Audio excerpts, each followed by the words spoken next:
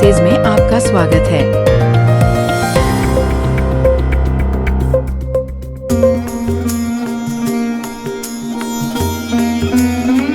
ज्ञान के समंदर में गहरे उतरकर मोती तलाशने की कोशिश।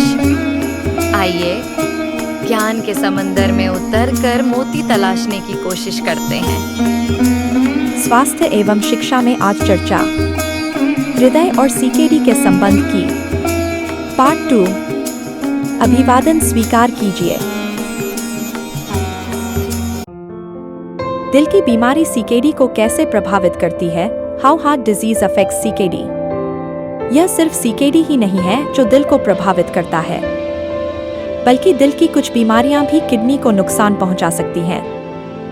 1. दिल की कमजोरी, हार्ट फेलियर। जब दिल शरीर के बाकी हिस्सों में पर्याप्त खून पंप नहीं कर पाता, जिसे हार्ट फेलियर कहते हैं, तो किडनी तक भी खून कम पहुंचता है।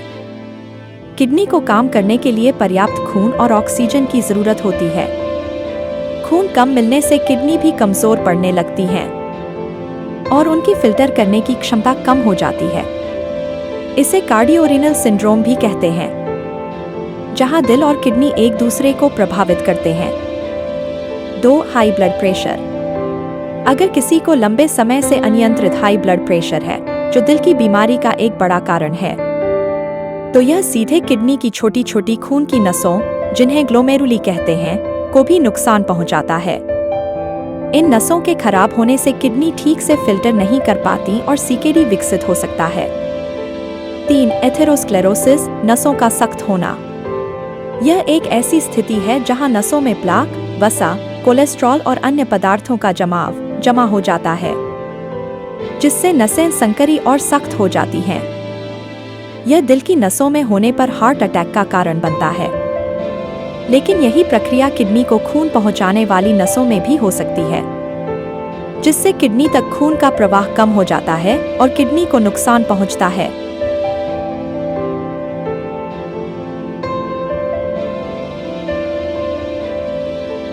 प्रबंधन और रोकथाम, मैनेजमेंट एंड प्रिवेंशन, दिल और किडनी दोनों के लिए। इस दुष्चक्र को तोड़ने के लिए दिल और किडनी दोनों का एक साथ प्रबंधन करना बहुत जरूरी है।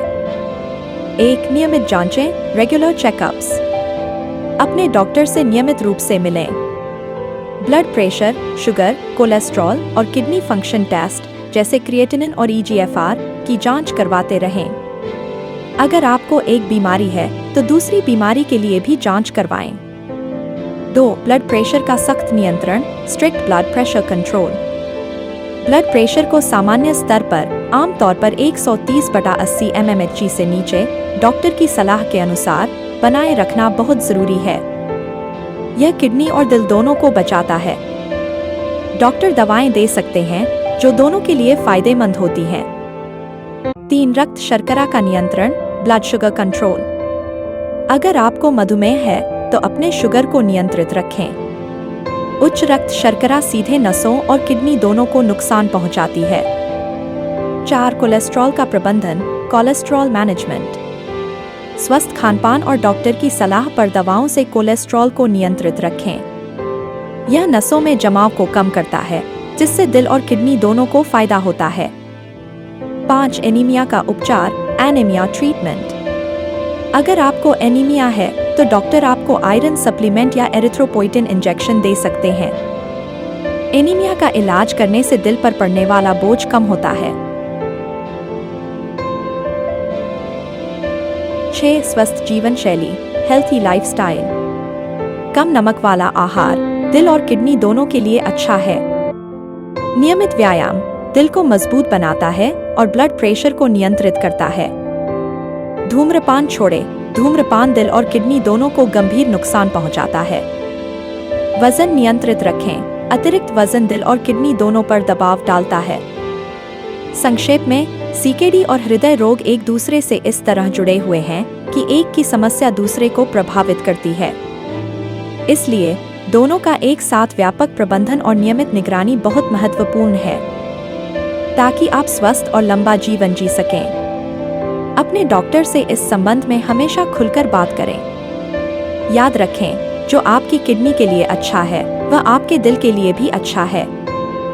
दोनों का एक साथ ध्यान रखना ही समझदारी है। अब इजाजत दीजिए, फिर मिलेंगे एक नए विषय के साथ। तब तक अपना तथा अपनों का ख्याल रखिए। शुक्रिया।